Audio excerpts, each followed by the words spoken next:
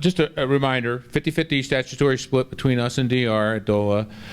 Then the money that comes to us, 30% of that goes to direct distribution, and that's formulaic. The formula is reviewed every year, but it's basically based on impacts that can be measured, like where people actually work. So frequently, you know, people say, well, why are you giving money to Denver? Well, a lot of people in the oil and gas industry live in Denver, and that's why, and that's part of the formula. So even though you don't think about Denver as being an oil and gas place.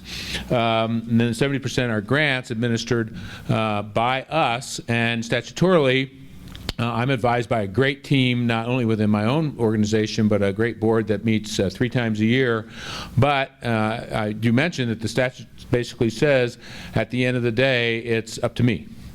Which is a great privilege, but also a great responsibility. Folks often tell me, yeah, it's got a great job, you give away money. I said, yes, except sometimes I don't give away money, and that makes it not such a good job. So, you know, it's all balance. The grants, we have some reserve funds in that grant money. As many of you know, we, about 2 years ago, before my time, but a great choice, set aside $20 million to help finance broadband projects around the state, both in terms of studies, but also in terms of actual infrastructure.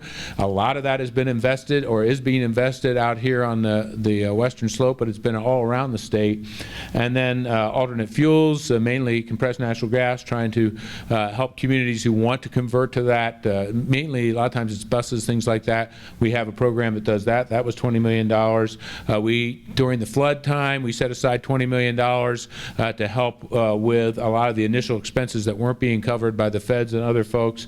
And then we are required by statute to hold $6 million a year back for emergencies. So for instance, this year, if you know the little town of Iliff up in the northeastern part of the state, due to a flood, their only water main was taken out into the Platte River. They had no other water source. They were not in an emergency designated area by the feds, so they didn't qualify for FEMA.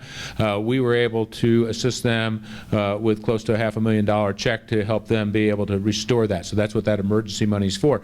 And what's great about this fund is sometimes each year we have folks in the legislature and others say, well, why do we invest so much of it under the authority of the director and of the authority of one organization? But we also lack a lot of bureaucracy. We still have some, but not nearly as much as a lot of other places, and we don't have to go Mother May I to anybody, and so it allows us the flexibility to go help communities when they're in most need, and that's one of the beauties of the current system that we have. The Energy Impact Board hearings happen 3 times a year. Many of you have participated in those, and it's our great pleasure to have you as a part of that. There's scoring that's done. It's based also, again, on impacts, but it's also based on needs and other essentials. The typical thing, and many communities, including the one we're sitting in, have benefit from this is, you know, it's a water or sewer project. CDPHE comes in and says, look, you got 3 years left, and you got to close this thing down because it's way beyond code, and it's 30 years old, and it's falling apart. And there's nothing bad. Things just wear out. A small community frequently cannot pay for a whole new water system at, you know, a couple $1 million a shot, but bringing half of the money to the table, coupled with the grant system that we have, that's the kind of things that we get to fix, and we get it done. And again, it's our privilege. You know, we're not bragging. It is our privilege to be able to be the folks that do that.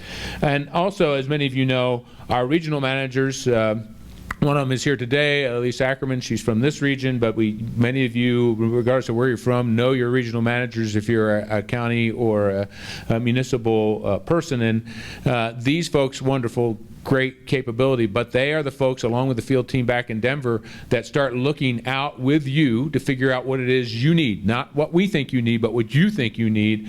And as you see these things come, and they work with you frequently over years before these grant requests ever come to us. That sounds a little bureaucratic, but the fact is it helps us make sure that we have shovel-ready projects when they come forward, and to make sure that they are the best projects for us to be involved in.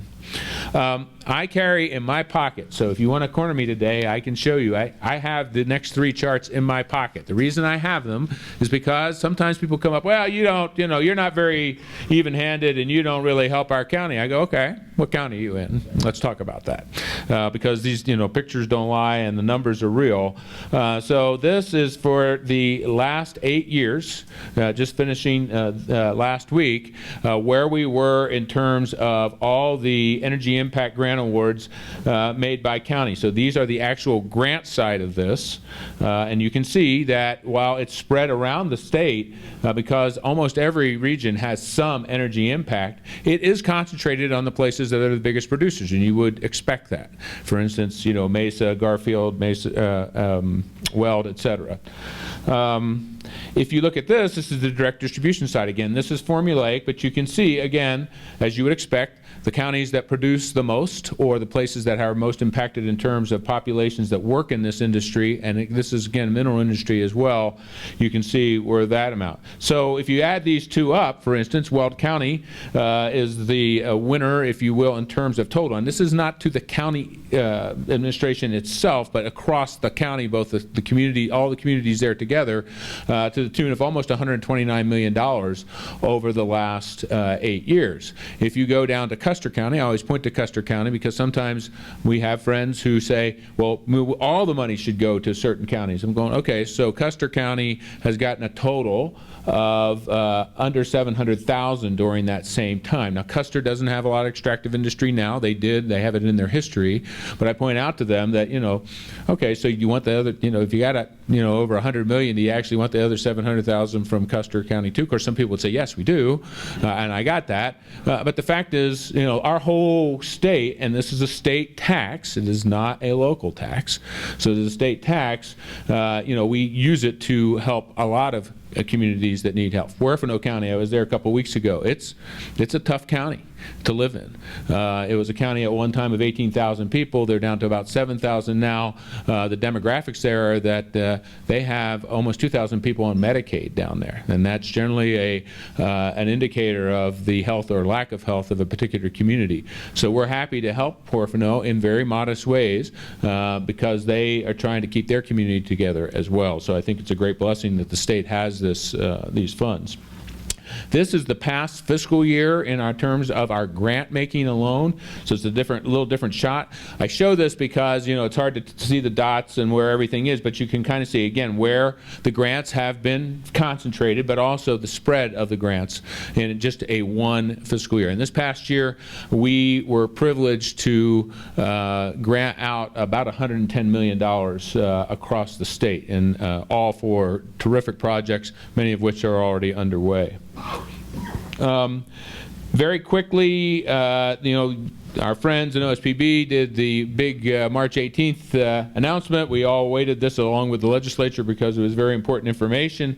We've already kind of covered this, but again, just in terms of percentages, DOLA severance tax increase amount is going to be about 73% less next year, or as we're going into this year right now.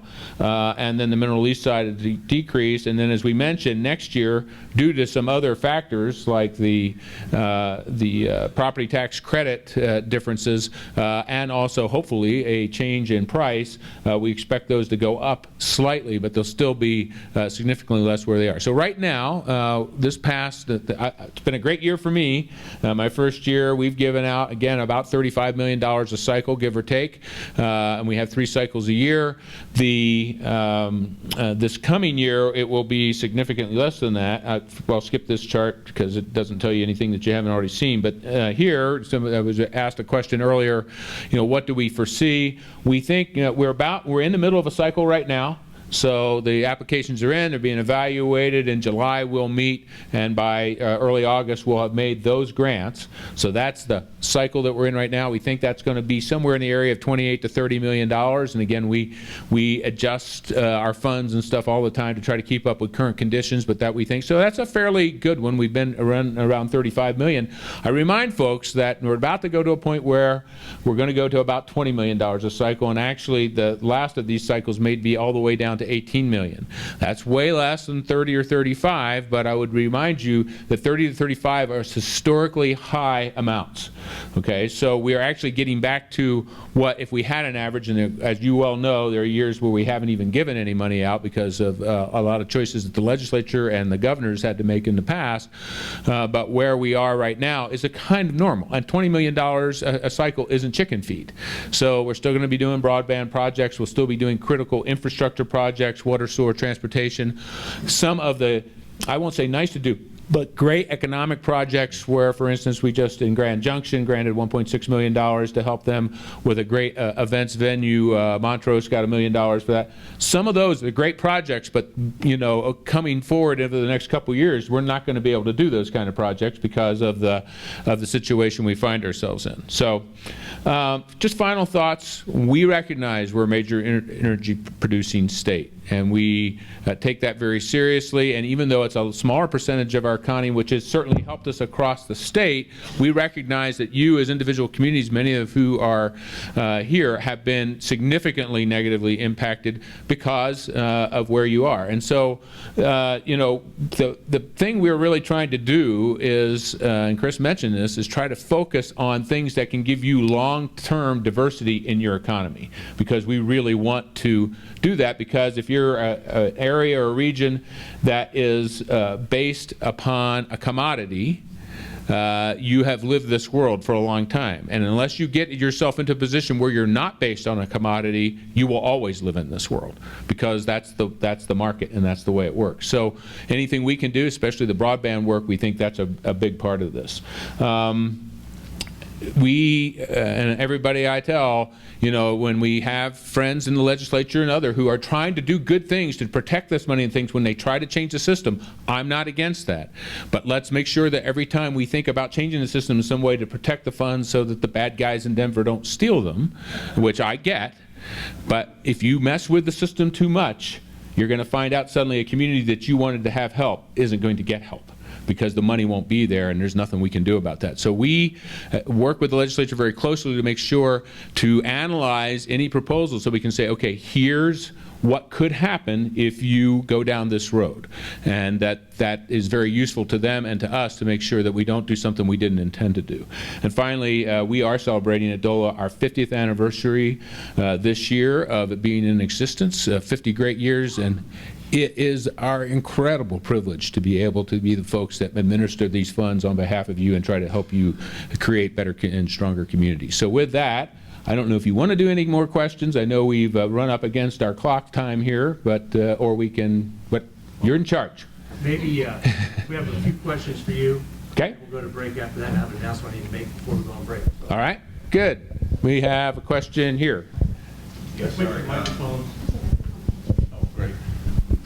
So several years ago, I was involved in reporting the number of oil and gas workers that were working on this side of the slope over here for severance tax distribution. And the difficulty we had back then was, you know, whether you're a producer or an associated service that worked for that, you know, for that company. So many times the Halliburtons weren't included in those numbers, welders that spent a lot of time on the rigs, electricians, all these people that spent a lot of time in the energy sector that weren't included in the employment count. Are you including those net type of numbers in your employment numbers, or just the producing companies that have employees? Because that's a significant portion. We found that almost 90% of the people were associated services as opposed to producing companies. Yeah. And the other question I have is, okay, so that person used to work for oil and gas, and now he goes to work in Denver, maybe as a bartender now. So as you know, he's got new employment, but he's making significantly less money. Maybe not bartending, but maybe another instance. So, what about the actual salaries of those people that have lost their jobs in oil and gas that are significantly higher than maybe, and they're taking cut in pays to stay in Colorado because all of us love to live here. So, anyway. Sure. Correct me if I'm wrong, Chantal, but I believe, in fact, we only measure companies that directly employ oil and gas workers. It's a great point and something worth looking into. Obviously, you can measure all kinds of things, and we try to measure the most relevant, but that's a good point, because we actually were talking about this yesterday. We realize there are a lot of industries that ride on this that don't necessarily show an Andarco, for instance, paycheck associated with them. Regarding jobs, we understand very well that things like coal, especially right now, we see this, we're trying to work with those communities that have most been affected, for instance, like Delta, and we say, what can we do here? But we are also wise to the point that it's going to be very hard to replace a job that, in terms of both salary and benefits, exceeds 6 figures. It's just, that's a tough thing to replace. So nobody's Pollyanna about this. It's difficult. And it's going to be a long time. We can't fix that. I mean, that is the economics of the situation. But we certainly try to pull all that in. And one of the things that we're doing, I was talking to a couple of folks this morning, is the governor, especially regarding coal country, but we think this is applicable across the economy, is really pushing us, and we have accepted this as a leadership role at DOLA, but working with many of the other departments of the state to try to come to a whole of state approach. So if we have a problem in a particular community, CDLE does a great job of coming in and working with communities. We come in and we're trying to help figure out, okay, how can we redirect things? Department of Agriculture, if it's appropriate, may be involved, DNR, CDPHE, OEDIT, as we mentioned. But we all bring an individual set of talents to that. And what we've said is, hey, wouldn't it be better if we come nearly as a state to help, as I started my statement today, as a group? Because we each bring strengths, but if we do it together, maybe we can be more effective. And again, always, it is, where do you want to go? Where do you see your economy going? We've spent time with the folks in Craig and Moffett County. They have a vision about where they're going. We want to help them get there. Same with Delta County. Same with Clear Creek, which is affected by the Molly mine closing. We're saying to you, hey, we can help you, we can suggest things, but in the end, what's your plan, and then how can we fit into it? We are not going to be, because that's not welcome in Colorado, and it shouldn't be, for us to come in and say, here's what you should do, because that's not our job. All right. Any more? I don't know. Another question? By the way, my feelings aren't hurt. I recognize bathrooms, coffee, and everything is much more important, so we'll turn it back. Thank you for spending some time with us.